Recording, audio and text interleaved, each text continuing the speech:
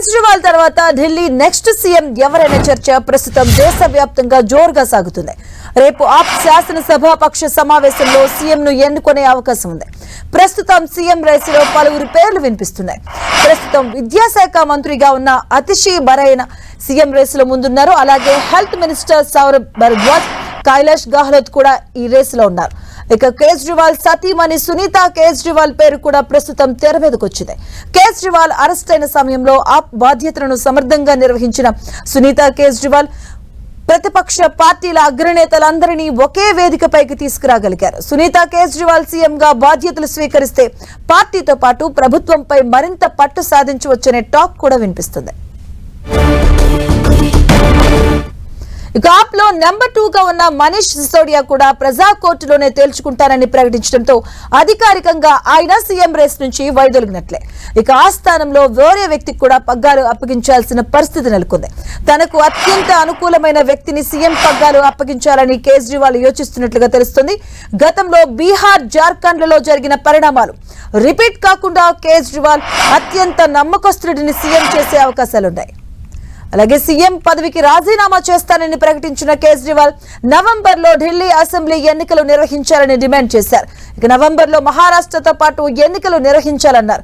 నిజానికి ఆప్ ప్రభుత్వానికి ఫిబ్రవరి వరకు సమయం ఉంది. అయితే నవంబర్లో ఎన్నికలు నిర్వహించాలని కేజ్రీవాల్ డిమాండ్ చేయడంతో కేజ్రీవాల్ ముందస్తు ఎన్నికలకు వెళ్తారనే ప్రచారం కూడా జరుగుతుంది.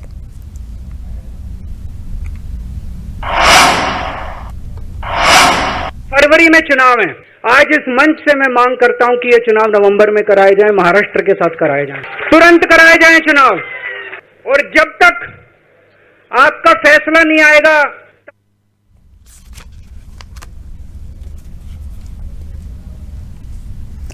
ఇదే అంశానికి సంబంధించిన పూర్తి అప్డేట్స్ మా కరెస్పాండెంట్ గోపి అందిస్తారు. గోపి, ఢిల్లీ సీఎం అరవింద్ కేజ్రీవాల్ రాజీనామా ప్రకటనతో ఢిల్లీలో రాజకీయాలు శరవేగంగా మారబోతున్నాయి. ఢిల్లీలో ముందస్తు ఎన్నికలు వస్తాయా లేక కేజ్రీవాల్ స్థానంలో మరో కొత్త ముఖ్యమంత్రి వస్తారా అన్న అంశానికి సంబంధించి మరో 24 గంటల్లో స్పష్టత రాబోతోంది.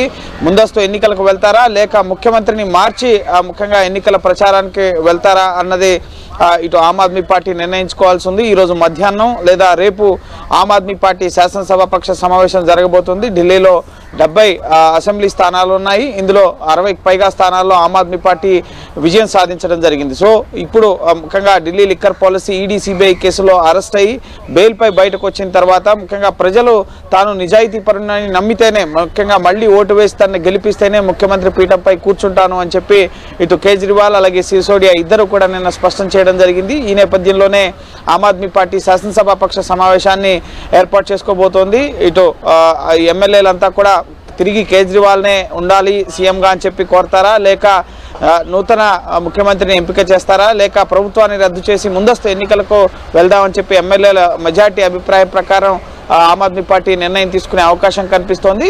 ఒకవేళ ప్రభుత్వాన్ని రద్దు చేయాలి అని భావిస్తే కనుక రేపు అరవింద్ కేజ్రీవాల్ లెఫ్టినెంట్ గవర్నర్ని కలిసి తన రాజీనామా పత్రాన్ని అందించడం జరుగుతుంది. అలాగే సివిల్ లైన్స్లో ఉన్న సీఎం అధికారిక నివాసాన్ని కూడా ఆయన ఖాళీ చేయడం జరుగుతుంది. సో యాజ్ పర్ షెడ్యూల్ ఫిబ్రవరి వరకు కూడా ప్రస్తుతం ఉన్న ఢిల్లీ ఆమ్ ఆద్మీ పార్టీ ప్రభుత్వానికి ముఖ్యంగా పదవీ కాలం అనేది ఉంది. కానీ ముందస్తు ఎన్నికల్లో భాగంగా ఆ అంశాన్ని కూడా కేజ్రీవాల్ డిమాండ్ చేస్తున్నారు.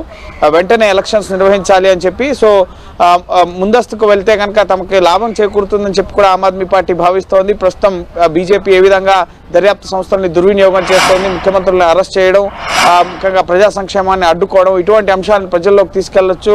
అలాగే హర్యానా ఎలక్షన్స్ కూడా ప్రస్తుతం ఆమ్ ఆద్మీ పార్టీ అక్కడ పోటీ చేస్తుంది కాబట్టి సో అక్కడ కూడా ఈ అంశం కలిసి వస్తుందని చెప్పి ఆమ్ ఆద్మీ పార్టీ భావిస్తుంది. కానీ ఇక్కడున్న బీజేపీ అలాగే కాంగ్రెస్ పార్టీ మాత్రం ఇది కేవలం సింపతి రాజకీయం, అలాగే డ్రామా రాజకీయం, యూటర్న్ రాజకీయం, ముఖ్యంగా మళ్ళీ కేజ్రీవాల్ ఎమ్మెల్యేలంతా తన్నే ఉండమన్నారని చెప్పి ఆయనే కొనసాగే అవకాశాలు ఉన్నాయి. సో ఈ విధమైన వ్యాఖ్యలు కూడా ఇటు బీజేపీ కాంగ్రెస్ పార్టీలు చేస్తున్న పరిస్థితి. ఒకవేళ రాజీనామా చేసే పరిస్థితి ఉంటే ఎందుకు 6 నెలల క్రితమే 177 రోజుల పాటు ఆయన తిహార్ జైల్లో ఉన్నారు, లిక్కర్ పాలసీలో అరెస్ట్ అయినప్పుడే ఎందుకు రాజీనామా చేయలేదు, ఒకవేళ లిక్కర్ పాలసీలో ఎటువంటి తప్పు లేకపోతే ఆ 2021-22 పాలసీని ఎందుకు రద్దు చేయాల్సి వచ్చింది అన్న అంశాలను కూడా ఇటు కాంగ్రెస్ బీజేపీలో డిమాండ్ చేస్తున్న పరిస్థితి ఉంది. సో ప్రస్తుతం ఆమ్ ఆద్మీ పార్టీ ఎటువంటి నిర్ణయం తీసుకోబోతుంది అనేది మరో 24 గంటల్లో స్పష్టత రాబోతోంది. ఆప్ శాసనసభాపక్ష సమావేశంలో తీసుకునే నిర్ణయం ఆధారంగా ఒకవేళ నూతన ముఖ్యమంత్రి ఎంపిక చేయాలంటే కనుక ఇటు కేజ్రీవాల్ సతీమణి సునీతా కేజ్రీవాల్ పేరు కూడా వినిపిస్తోంది. కేజ్రీవాల్ అరెస్ట్ అయిన తర్వాత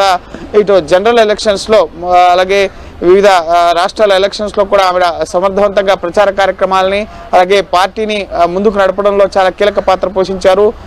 ఐఆర్ఎస్ అధికారినిగా కూడా ఆవిడ పనిచేసిన అనుభవం ఉంది. సో ప్రభుత్వ పాలనా యంత్రాంగం ఏ విధంగా పనిచేస్తుందన్న అనుభవం ఉంది కాబట్టి సో సునీతా కేజ్రీవాల్ పేరు వినిపిస్తుంది. అలాగే ఆప్ మంత్రి అతిషి ఇప్పుడు మెజార్టీ పోర్ట్ఫోలియోలు ఆవిడే నిర్వహిస్తున్న పరిస్థితి ఉంది. పీడబ్ల్యూడీ అలాగే ఎడ్యుకేషన్ ఫైనాన్స్తో పాటుగా రెవెన్యూ డిపార్ట్మెంట్స్ని ఆప్ మంత్రి అతిషి నిర్వహిస్తున్నారు. అలాగే కేజ్రీవాల్కి అత్యంత నమ్మకస్తురాలు కాబట్టి మహిళగా కూడా ఆవిడికి అవకాశం ఇస్తే ముఖ్యంగా ఆవిడ సీఎం అయ్యే అవకాశాలు కనిపిస్తున్నాయి. అలాగే సౌరభ్ భరద్వాజ్ కేజ్రీవాల్ అరెస్ట్ అయిన తర్వాత అతిషితో పాటు సౌరభ్ భరద్వాజ్కి ఇటు హెల్త్ అండ్ ఎడ్యుకేషన్ ఈ మినిస్ట్రీస్ని అప్పగించడం జరిగింది. సో ఆయన పేరు కూడా వినిపిస్తుంది. అలాగే కైలాష్ గెహ్లాట్ ఈయన ట్రాన్స్పోర్ట్ మినిస్టర్, సో ఈయన పేరు వినిపిస్తుంది. అలాగే గోపాల్ రాయ్ పర్యావరణ శాఖ మంత్రి, అలాగే మైనార్టీ కమ్యూనిటీ నుంచి ఇమ్రాన్ హుస్సేన్ పేరు కూడా ముఖ్యమంత్రి రేస్లో వినిపిస్తుంది. అయితే నూతన ముఖ్యమంత్రిని ఎంపిక చేస్తే ముఖ్యంగా 6 నెలల పాటే కొనసాగే అవకాశం ఉంటుంది.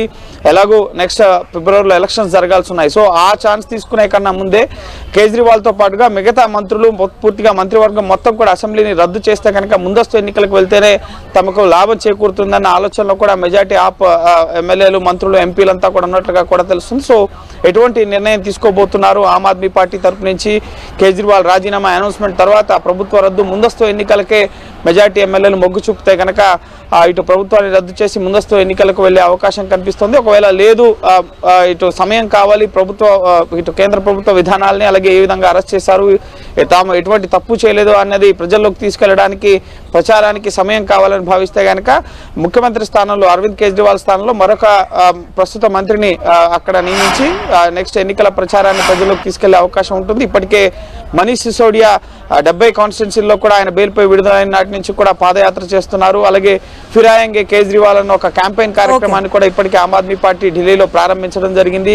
వారు ఈ 5 ఏళ్లలో గడిచిన 10 ఏళ్లలో ఏ విధంగా ముఖ్యంగా ప్రజలకు సంక్షేమాన్ని అందిస్తున్నారు, ఉచిత ట్రాన్స్పోర్టేషన్ కానీ, ఉచిత నీరు, ఆరోగ్యం, ముఖ్యంగా మొహల్లా క్లినిక్స్తో పాటుగా ఇటు ఫ్రీ ఎడ్యుకేషన్ అలాగే ఉచిత బస్సు సర్వీస్ మహిళలకి, సో ఇటువంటి అనేక సంక్షేమ పథకాలని ప్రజలకు అందిస్తూ గడిచిన 6 నెలల్లో ఆ సంక్షేమం ఏ విధంగా కుంటుపడింది, ఉచిత విద్యుత్ 200 యూనిట్ల ఉచిత విద్యుత్ కూడా ఢిల్లీలో అమలవుతుంది. సో ఇటువంటి అంశాలని ప్రజల్లోకి తీసుకెళ్తూ కేంద్రం దర్యాప్తు సంస్థల్ని దుర్వినియోగం చేసి ఏ విధంగా కేజ్రీవాల్ని మంత్రుల్ని అరెస్ట్ చేశారు, అసలు లిక్కర్ పాలసీ ఏంటి, ఇటువంటి విషయాలన్నింటినీ కూడా ప్రజల్లోకి తీసుకెళ్లాలని భావిస్తే కనుక ముఖ్యమంత్రిని మార్చే అవకాశం ఉంది. లేదు మంత్రులంతా అలాగే ఎమ్మెల్యేలంతా కూడా రాజీనామా చేసి ప్రభుత్వాన్ని రద్దు చేస్తే కనుక ఢిల్లీలో ముందస్తు ఎన్నికలు వచ్చే అవకాశం కనిపిస్తోంది. Thank you Gopi.